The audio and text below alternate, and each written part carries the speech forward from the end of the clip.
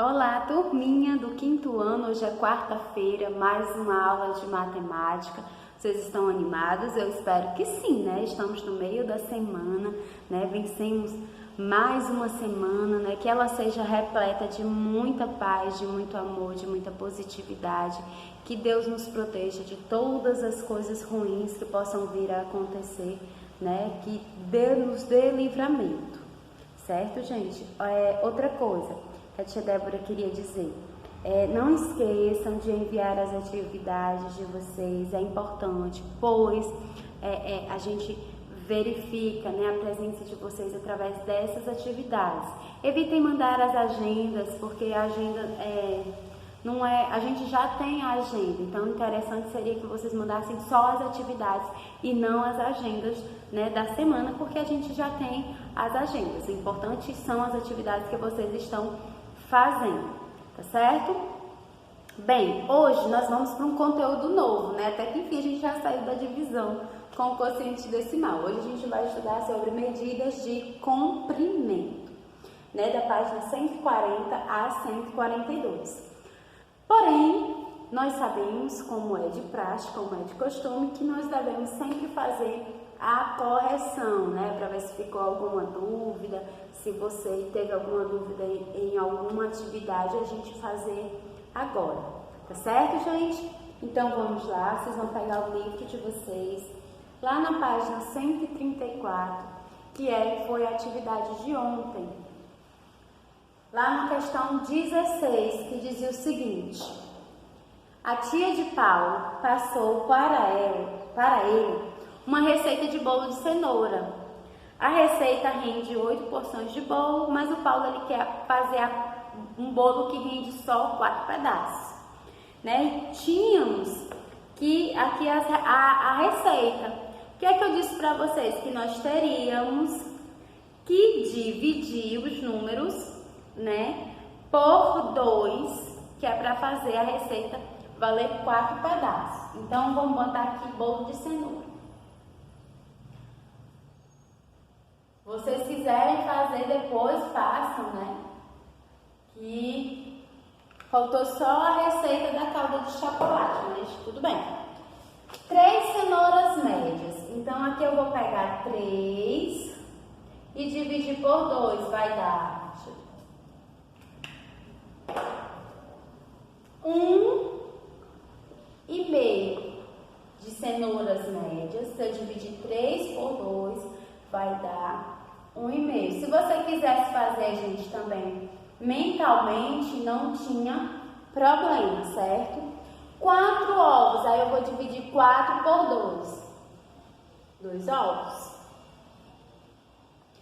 1 xícara de óleo. Então, vou usar meia xícara de óleo.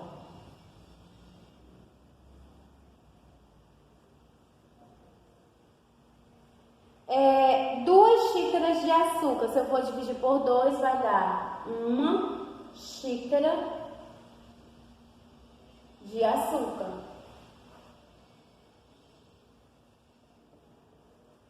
E como eu já dividi 2, então aqui também vai ser 1 xícara de farinha de trigo. E como eu já tinha dividido 1, fica meia colher de fermento em pó. Pronto. Aí essa receita aqui, como eu dividi pela metade, vai dar 4 porções, né, do bolo, né, 4 pedaços do bolo de cenoura. 17. Felipe e mais 3 amigos foram jogar boliche. E aí nós tínhamos na placa, né, o valor da hora lá do jogo de boliche, que era R$85. Se eles quisessem utilizar um par de proteção, de protetor para os sapatos, era R$2,50. Aí a pergunta: se Felipe e seus amigos ficarem 1 hora jogando boliche, quantos reais cada um pagará pela pista, dividindo igualmente o valor entre eles? Gente, olha, essa questão vocês têm que levar em consideração o Felipe também. E às vezes a gente pega só porque tem um número, né? Aí a gente pega e divide 85 por 3. E não, na questão diz o Felipe e os 3 amigos dele. Então o Felipe também está junto. Então seria 85 por 4. Então a gente tem que prestar também atenção na questão, tá, da interpretação do texto, tá? Porque um problema também é um texto. Então na letra A eu vou dividir os R$ 85 da hora e vou dividir por 4. 8 dividido por 4, 2. 2 vezes 4, 8. Para 8, nada. Ainda há um número para ser dividido, que é o número 5. Então, eu boto aqui. 5 dividido por 4. 1. 1 vezes 4, 4. Para 5, 1. Tem mais algum número para ser dividido? Não. Mas eu aprendi no 5º ano que a gente não termina a conta. Eu coloco um 0 aqui e uma vírgula. 10. Por que eu não coloco um 0? Porque já tem números aqui antes da vírgula. Então aqui eu só vou colocar só a vírgula. Eu só coloco o 0 se não tivesse. 10 dividido por 4, 2. 2 vezes 4, 8. Para 10, 2. Não terminei. Vou continuar aqui, ó. 0. 20 dividido por 4, 5. 5 vezes 4, 20. Para 20, nada. Aí agora sim, né? Então, cada amigo vai pagar R$ 21,25. Coloquem a resposta aí se você não colocou. B. Supondo que os 4 amigos alugem o protetor para os sapatos, quanto cada um deve pagar por ele e por 1 hora de pista? Ora, é só juntar aqui, ó. R$ 21,25 mais quanto é o protetor? R$ 2,50. Aí eu junto. 2 mais 5, 7. Repito a vírgula. 1 mais 2, 3. E aqui, ó.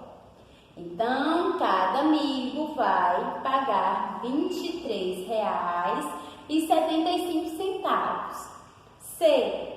Quantos reais cada amigo pagaria pela pista caso ficassem 2 horas jogando boliche? Nesse caso aqui, eu teria 2 formas de fazer, mas eu vou fazer a mais simples. Eu vou pegar os R$ 21,50 e vou multiplicar por 2, que são as 2 horas.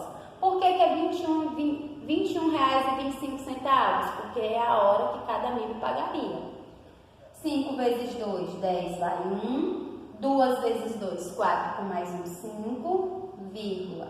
1 vezes 2, 2. E 2 vezes 2, 4. Então, se cada amigo ficasse 2 horas, pagaria R$ 42,50. 18. O hidratante corporal é vendido em 3 tipos de frascos, como mostra a imagem. Em qual dos frascos o mililitro do hidratante é mais barato? E em qual deles o mililitro do hidratante é mais caro? Deixa eu apagar aqui para a gente fazer a resolução dessa questão.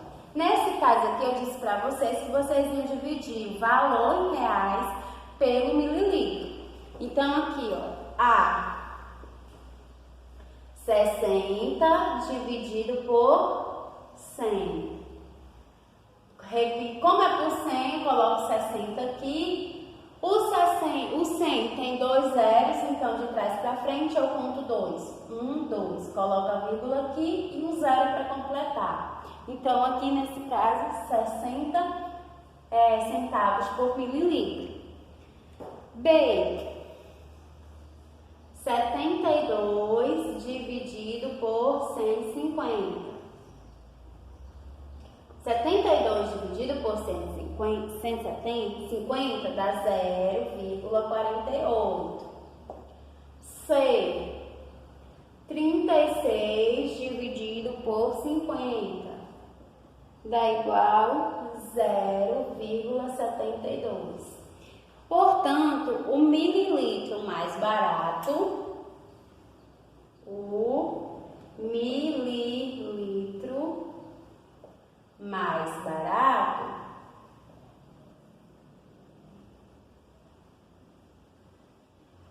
é o B, e o mais caro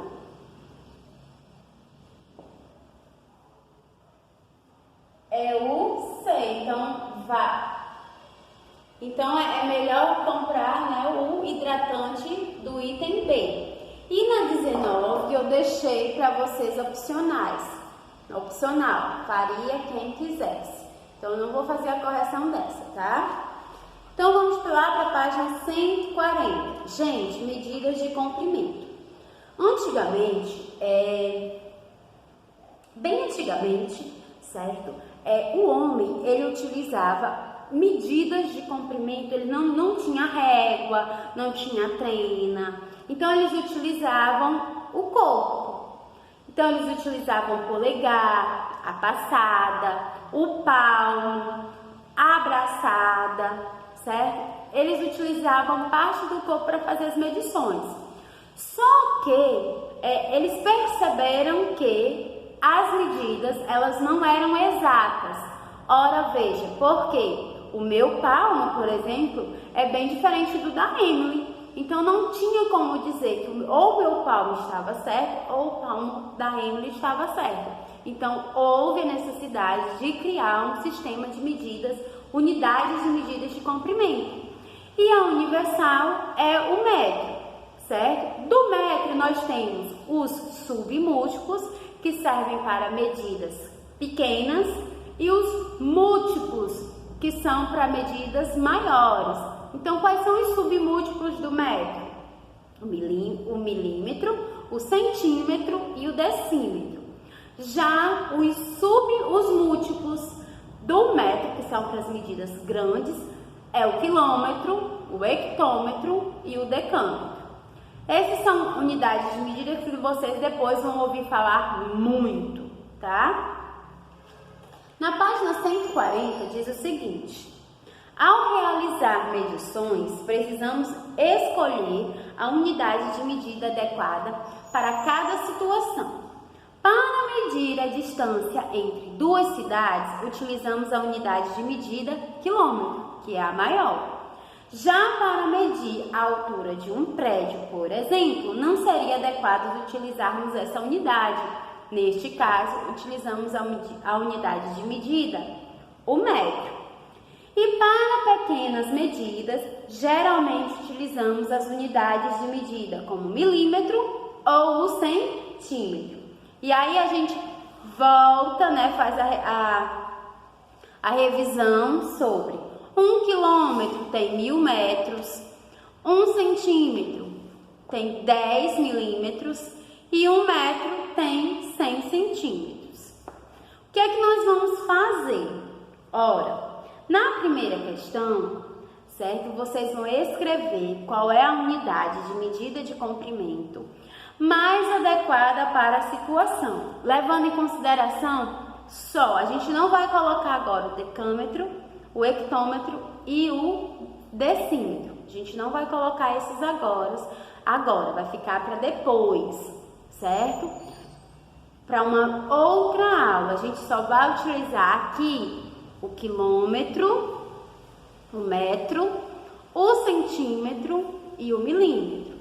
O quilômetro é a distância, né? Serve para medir a distância de uma cidade para outra, de uma rodovia, de uma avenida, certo? Já o metro serve para medir a nossa altura, a altura de uma casa.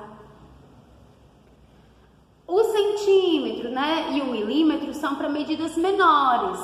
O milímetro bem menor mesmo. Então, por exemplo, a espessura de uma moeda, né? Digamos assim, eu não tenho uma moeda aqui para mostrar a vocês.